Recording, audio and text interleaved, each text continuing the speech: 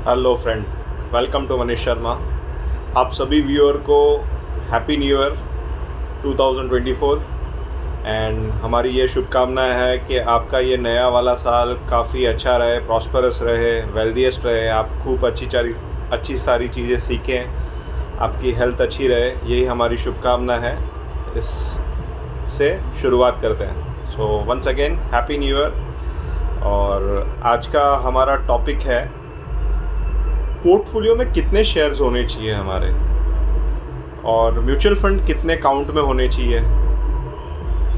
और फिर third topic हमारा रहेगा ऑप्शंस ट्रेडिंग, इनके रिलेटेड कोर्स हमको करने चाहिए या नहीं करना चाहिए। सो फर्स्ट टॉपिक है, और इन सब तीसरे वीडियो के बाद हम एक आईटी के स्टॉक को एनालाइज करेंगे। सो पोर्टफोलियो में हमारा कहना हमेशा रहता है कि 15 स्टॉक्स इज़ सफिशिएंट। आपके पोर्टफोलियो में 15 स्टॉक होंगे तो आप उसको मैनेज करना इजी होगा। अगर आपका पोर्टफोलियो बहुत छोटा है तो 10 भी हो सकता है, 5 भी हो सकता है, डिपेंड ऑन यू। बट हमारा एलोकेशन एक शेयर में नॉट मोर देन 40-50% से ज़्यादा नहीं होना चाहिए, बिकॉज अगर वहाँ पे हम गलत हो गए तो हमारा पोर्टफोलियो काफ़ी ख़राब हो जाएगा। इसलिए बर्नर बफेट साहब ने कहा है, don't put all your eggs in one bucket. मतलब मुद्दा यही है कि एक बकेट में मत डालो कि कल को एक बकेट को कुछ हो जाता है तो पूरा पोर्टफोलियो ख़त्म हो जाता है। सो डिफरेंट बास्केट में करना चाहिए। इसको डाइवर्सिफिकेशन बोलते हैं फाइनेंस की भाषा में। मतलब आपने डाइवर्ट कर दिया है, एक चीज़ जैसे आईटी में है, एक चीज़ हमारा फाइनेंस में है, एक चीज़ बैंकिंग में है, एक चीज़ कंज्यूमर में है, एक चीज़ कमोडिटीज़ में भी हो सकती है, फार्मा कंपनी में भी हो सकती है। सो इसको बोलते हैं diversification based on the sector, and sometime it is diversification based on company. So FMCG की हम 2 कंपनी खरीद सकते हैं, सो वो कंपनी का डाइवर्सिफिकेशन हो गया।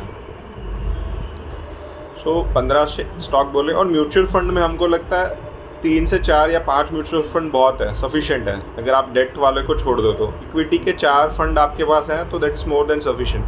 बिकॉज क्या होता है, वो फंड अगेन 20 शेयरों में इन्वेस्ट कर रहे होंगे, 30 शेयरों में इन्वेस्ट कर रहे होंगे, और वैसा होता है। सो आपके पास ऑल इन ऑल 60 शेयर्स हो जाएंगे। So it is nothing good, because आगे जाके जब मार्केट परफॉर्म नहीं करेगा। और कॉफ़ी कैन इन्वेस्टिंग में भी हमने पढ़ा है, उन्होंने बताया कि जैसे जैसे मार्केट बहुत रेगुलेटेड हो जाता है, जैसे यूएस में, सो वहाँ पे fund management, active fund management और इंडेक्स बराबर के रिटर्न देता है। सो वहाँ पे यूएस में इंडेक्स इन्वेस्टिंग बहुत बड़ा कंसेप्ट है, वहाँ पे लोग काफ़ी इंडेक्स इन्वेस्टिंग करते हैं। तो इंडेक्स में भी जैसे हमारे बीएससी में 30 स्टॉक्स है और एनएससी में 50 स्टॉक्स है। सो अगर आपने 4-5 म्यूचुअल फंड खरीद लिया तो it is as good as index, you are buying index only. So ये डाउन साइड में होता है ऐसा। बट जब बुल रन होता है तो सब शेयर परफॉर्म कर रहे होते हैं, तो आपको लगता है कि हाँ, एक्टिव फंड हमको बेटर रिटर्न दे रहे हैं। बट ये कॉन्सेंट्रेशन हमको ऐसा लगता है कि इतना ही होना चाहिए।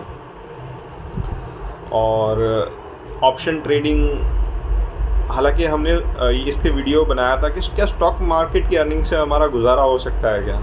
सो हमने एक रिटेल इन्वेस्टर को बताया था कि ये थोड़ी मुश्किल है, कि बिकॉज रिटेल इन्वेस्टर की डेफिनेशन ऐसी होती है कि वो दूसरे एक्टिव कामों में व्यस्त रहते हैं। सो वो मार्केट को इतना ट्रेड नहीं कर सकते इतने कॉन्शियसली, जैसे कि एक डीलर ट्रेड कर सकता है, जो कि बोर्ड पे बैठे रहते हैं, वो स्टॉक बाय सेल, उनको वॉल्यूम दिखती रहती है, उस हिसाब से वो एक्शन कर सकते हैं। बट एक रिटेल इन्वेस्टर ऐसा होता है कि वो दूसरे काम में व्यस्त है, तो अगर वो उसने स्टॉप लॉस नहीं किया है या उसने सेल नहीं किया टाइम पे, सो काफ़ी पैसे का नुकसान हो जाता है। क्योंकि ऑप्शन और फ्यूचर एंड ऑप्शन बहुत रिस्की होता है, मतलब आपको घर से पैसे देने पड़ जाते हैं, आप समझ लीजिए।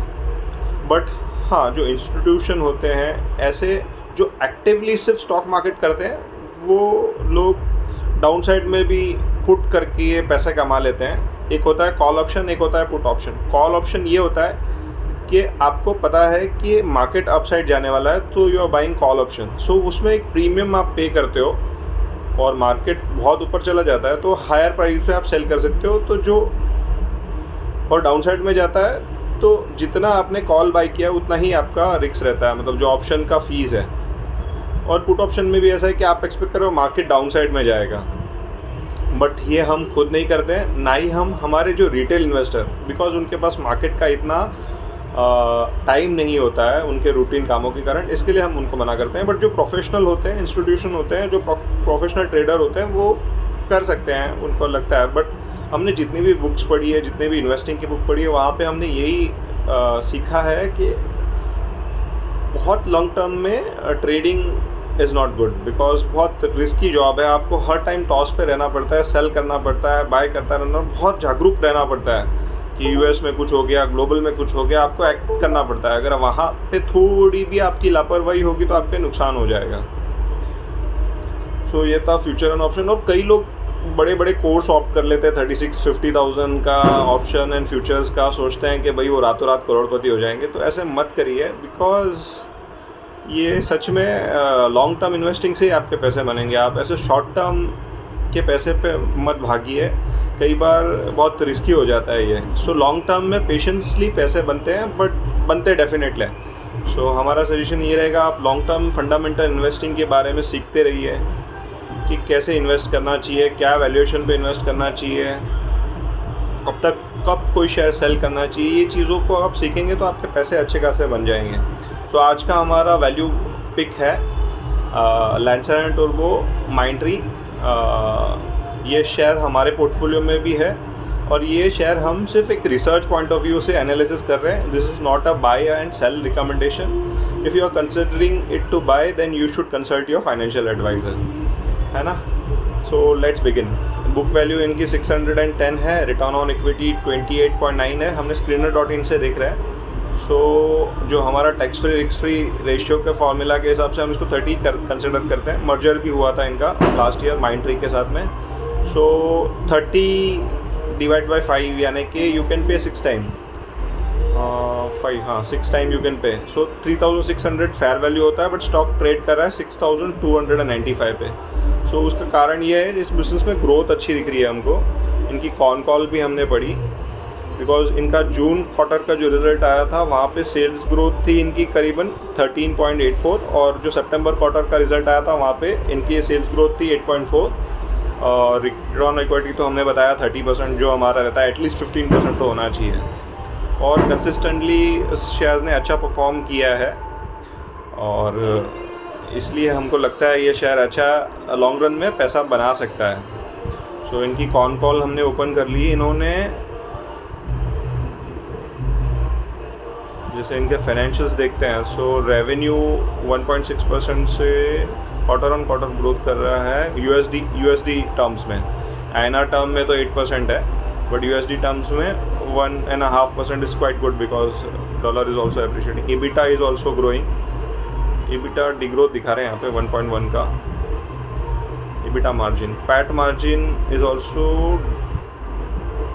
क्वार्टर 2 में इनका आया 11,890, which is good. Revenue also growing by 6%।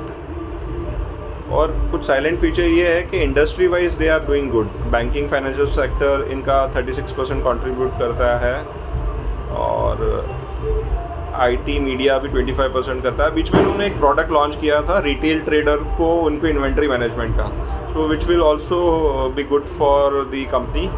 और company is doing lot of activities, client acquisition भी इनके काफ़ी बड़े हैं, एंड एम्प्लॉयमेंट एट्रिशन ट्रेनिंग भी इन्होंने 86% कर दिया। एफर्ट मिक्स भी बढ़िया है। न्यू ईयर सेलिब्रेशन चल रही है बाहर में, इसके लिए आपको पटौकी की आवाज़ आती रहेगी। और इनको एक की डील मिला है, largest semiconductor manufacturer in world. And इन्होंने माइक्रोसॉफ्ट जो चैट जीपीटी है उनके भी फायरवॉल सिक्योरिटी के रिगार्डिंग कुछ सपोर्ट किया है। That will be game changer if it is successful. Robust strategic alliance इनका माइक्रोसॉफ्ट, एसएपी, ओरेकल और ये सब कंपनी के साथ है। ईसीजीसी गोल्ड भी इनका तगड़ा है। तो उस सबसे हमको ये कंपनी अच्छी लगती है, सो आप इससे कंपनी को रिव्यू कर सकते हैं। अगेन ये निफ्टी 50 का शेयर है, उस हिसाब से हम ये बता रहे हैं। और आज का वीडियो यहाँ तक ही रखते हैं। आपको once again happy new year. हमारे चैनल को लाइक करते रहिए, शेयर करते रहिए, सब्सक्राइब करते रहिए। Thank you very much. Bye bye.